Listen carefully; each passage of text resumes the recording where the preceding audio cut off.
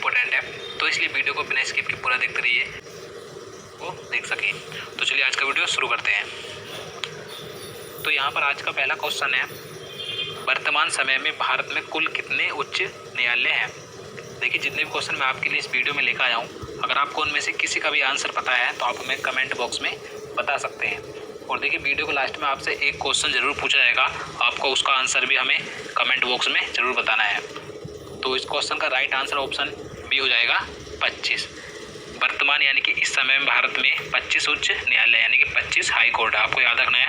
मैं आपको बता दूं, 25वां उच्च न्यायालय 1 जनवरी 2019 को आंध्र प्रदेश राज्य का बना। आंध्र प्रदेश की राजधानी अमरावती में बना है, तो आपको याद रखना है 25वां उच्च न्यायालय है, आंध्र प्रदेश राज्य का बना है। देखिए, पहले आंध्र प्रदेश राज्य और तेलंगाना राज्य का उच्च न्यायालय एक ही था, हैदराबाद उच्च न्यायालय था। लेकिन 1 जनवरी 2019 से आंध्र प्रदेश राज्य का एक अलग उच्च न्यायालय हो गया है और तेलंगाना का उच्च न्यायालय अलग हो गया है। तेलंगाना राज्य का उच्च न्यायालय है हैदराबाद उच्च न्यायालय, तो आपको याद रखना है। तो चलिए नेक्स्ट क्वेश्चन देखते हैं। राज्यसभा के सदस्यों का कार्यकाल कितने वर्षों का होता है। राइट आंसर ऑप्शन सी हो जाएगा 6 वर्षों का। आपको याद रखना है 6 वर्षों का होता है राज्यसभा के सदस्यों का कार्यकाल। देखिए, मैं आपको बता दूं, राज्यसभा कभी भी भंग नहीं होती है, यह स्थायी सदन है, क्योंकि देखिए इसके 1/3 सदस्य प्रत्येक 2 वर्ष बाद सेवानिवृत्त होते हैं, तो इसलिए राज्यसभा कभी भी भंग नहीं होती है। तो आपको याद रखना है राज्यसभा ये स्थायी सदन है। तो चलिए नेक्स्ट क्वेश्चन देखते हैं। क्वेश्चन नंबर 3 है, होपमैन कप किस खेल से संबंधित है। राइट आंसर ऑप्शन डी हो जाएगा टेनिस से संबंधित। आपको याद रखना है ये जो कप है होपमैन कप, ये टेनिस से संबंधित है। चलिए अगला क्वेश्चन देखते हैं। फतेहपुर सीकरी का निर्माण किसने करवाया था। राइट आंसर ऑप्शन सी हो जाएगा अकबर ने करवाया था। आपको याद रखना है, देखिए अकबर ने जब गुजरात पर विजय प्राप्त की थी तो उसकी खुशी में वापस लौटते समय इसने फतेहपुर सीकरी का निर्माण करवाया था, तो आपको याद रखना है। चलिए नेक्स्ट क्वेश्चन देखते हैं। क्वेश्चन नंबर 5 है, जहांगीर के दरबार में पक्षियों के चित्र बनाने वाला महान चित्रकार कौन था। राइट आंसर ऑप्शन बी हो जाएगा मंसूर। आपको याद रखना है, जहांगीर के दरबार में जो पक्षियों के चित्र बनाने वाला महान चित्रकार था उसका नाम मंसूर था।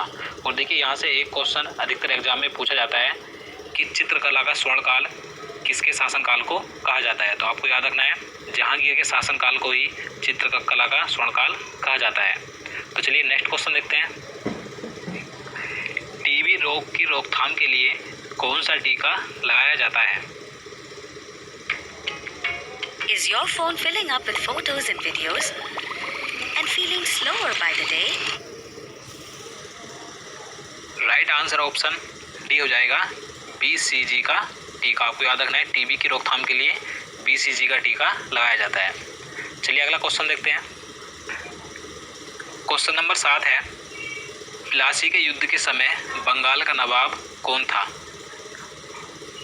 राइट आंसर ऑप्शन बी हो जाएगा सिराजुद्दौला। आपको याद रखना है, उस समय बंगाल का नवाब सिराजुद्दौला था।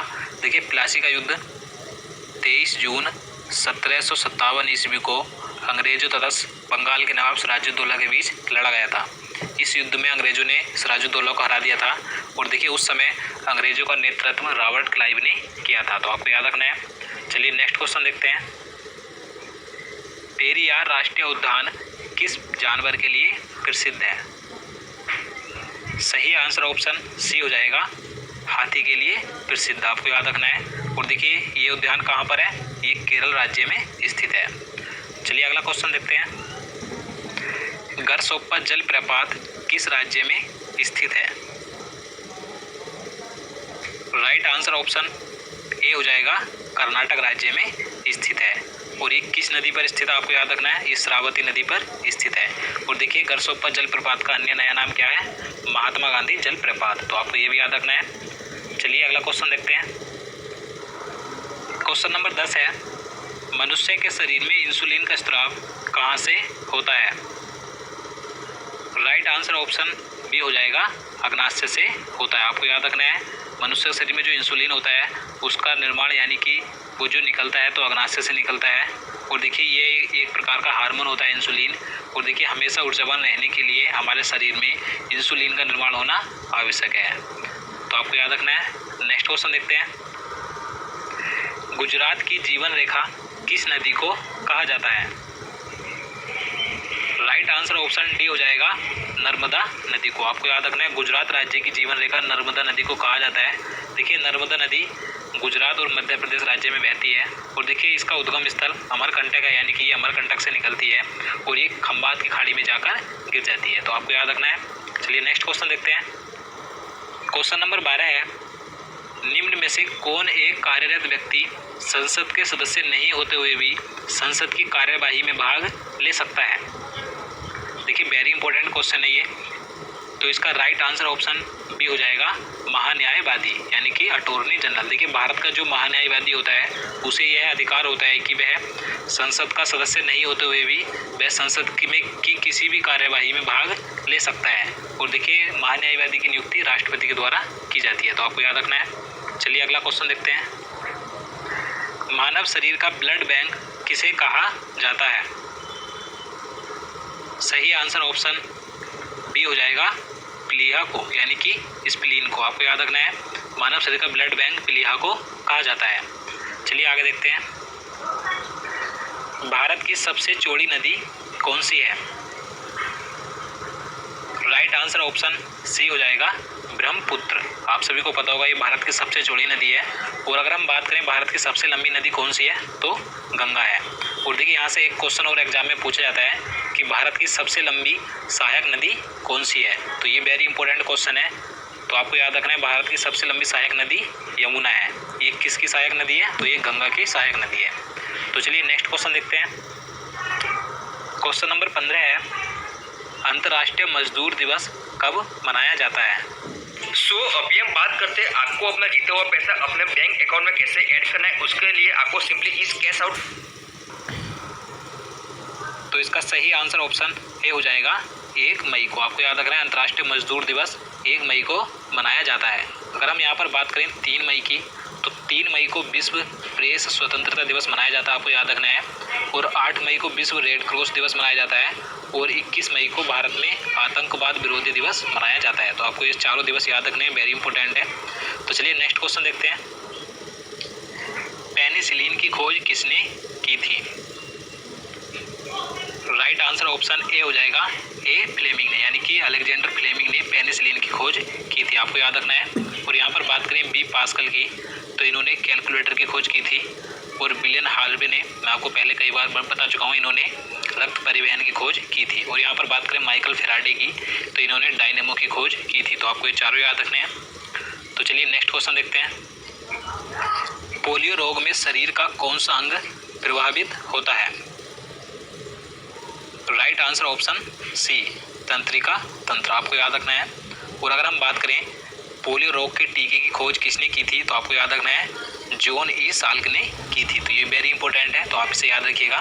तो चलिए नेक्स्ट क्वेश्चन देखते हैं, हैजा रोग किसके कारण होता है?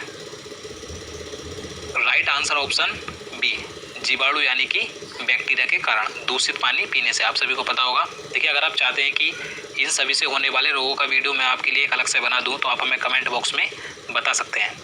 तो चलिए नेक्स्ट क्वेश्चन देखते हैं, संविधान के किस अनुच्छेद का संबंध संविधान संशोधन से है? राइट आंसर ऑप्शन बी, अनुच्छेद 368। अनुच्छेद 368 में संविधान संशोधन का प्रावधान किया गया है। आपको याद रखना है। और इसे भाग 20 में रखा गया है। तो आपको ये भी याद रखना है, भाग 20 और अनुच्छेद 368। तो चलिए अगला क्वेश्चन देखते हैं। क्वेश्चन नंबर 20 है, चाय की खेती के लिए उपयुक्त मिट्टी कौन सी है? Right answer option C, laterite मिट्टी। देखिए लेटराइट मिट्टी चाय की खेती के लिए उपयुक्त होती है। इसमें लोहा, एल्युमिनियम और चूने की अधिक मात्रा पाई जाती है। तो आपको याद रखना है। चलिए नेक्स्ट क्वेश्चन देखते हैं, स्वतंत्रता प्राप्ति के समय भारतीय राष्ट्रीय कांग्रेस के अध्यक्ष कौन थे? Right answer option C, JB Kripalani. आपको याद रखना है, जिस समय भारत आज़ाद हुआ था स्वतंत्रता प्राप्ति के समय, उस समय भारतीय राष्ट्रीय कांग्रेस के अध्यक्ष JB कृपलानी थे। नेक्स्ट क्वेश्चन देखते हैं। क्वेश्चन नंबर 22 है, भारत की 22 राजकीय भाषाओं को किस अनुसूची में रखा गया है? राइट आंसर ऑप्शन बी, 8वीं अनुसूची में। आपको याद रखना है, जो भारत की कुल 22 राजकीय भाषाएं हैं उन्हें 8वीं अनुसूची में रखा गया है। नेक्स्ट क्वेश्चन देखते हैं। सत्यार्थ प्रकाश के लेखक कौन थे? Right answer option A, Swami Dayanand Saraswati. आपको याद रखना है। और देखिए, इनके बारे में एग्जाम में कई क्वेश्चन पूछे जाते हैं, तो मैं आपको बता देता हूँ। देखिए, इनके बचपन का नाम मूल शंकर था और इन्होंने एक नारा दिया था, वेदों की ओर लौटो। तो आपको ये भी याद रखना है। और देखिए, इन्होंने 1875 ईस्वी में आर्य समाज की स्थापना की थी और इन्हें भारत का मार्टिन लूथर भी कहा गया है। तो आपको ये सभी पॉइंट याद रखने हैं, वेरी इंपॉर्टेंट है। तो चलिए नेक्स्ट क्वेश्चन देखते हैं। Get 5% cash back on everything with Dhani Super Saver. Complete your KYC using Aadhaar and get राज्य हड़प नीति किससे संबंधित है? Right answer option B, Lord Dalhousie से। आप सभी को पता होगा इसके बारे में, राज्य हड़प नीति से ये किसने की थी? लॉर्ड डलहौजी ने की थी। नेक्स्ट क्वेश्चन देखते हैं। तो आज का हमारा आपसे सवाल है, किस टीम ने 2019 का संतोष ट्रॉफी खिताब जीता है? देखिए, ये क्वेश्चन मैं आपको पहले करंट अफेयर्स के वीडियो में करवा चुका हूँ। इसका आंसर कमेंट बॉक्स में बताओ।